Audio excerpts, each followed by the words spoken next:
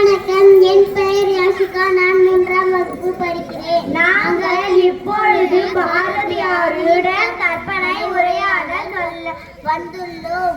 ஐயா வணக்கம். உங்கள் உருவத்தை படங்களில் மட்டுமே பார்த்துள்ளேன். இன்று உங்களை நேரில் காணும் பேர் பெற்று மகிழ்ச்சியாக அடைகின்றேன். உங்களுடைய உரையாட விரும்புகின்றேன். அப்படியா? மிக்க மகிழ்ச்சி. ஐயா, தங்களுக்கு தமிழ் மீது தனியாக கை கொள்ளு ஏற்பட்டது எவ்வாறு? தமிழின் மீது மட்டுமா? தமிழ்நாடு, தமிழர், தமிழ் தாய் அனைத்தும் என்னுள் இரண்டர கலந்தவை. நான் தமிழ்நாட்டில் பிறந்தேன். தமிழ் தாயின் மடியில் வளர்ந்தேன். தமிழ் மொழியை என் உயிர் மூச்சாய் கொண்டேன்.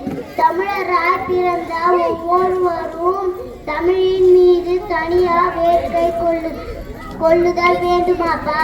தங்களுக்கு தமிழ் பாற்றை கண்டு நத்தம் மகிழ்வு கொள்கின்றோம். மாணவர்களிடம் நாங்கள் உங்களின் ஒவ்வொரு பாடலையும் அறிந்து வைத்தோம். இவ்வளவு உணர்ச்சி மிக்க பாடல்களை தாங்கள் படிக்க துண்டுதலாக அமைந்துள்ளது எது?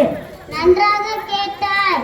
இன்று நீ விடுதலை மூச்சு காற்று.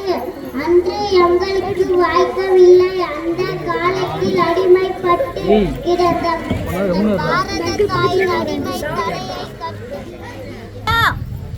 உங்கள் பாடல்கள் நிலை பேர் பெற்று என்போன்ற மாணவர்களுக்கு நீங்கள் சொல் விரும்பும் அறிவுரையாது.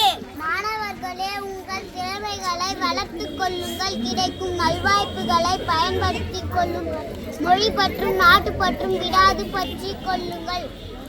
நம் அறிவு செல்வங்களாம் இலக்கியங்களை ஈடுபாட்டுடன் கற்றுத்தரமிக்க இலக்கியங்களை இயற்றுங்கள்.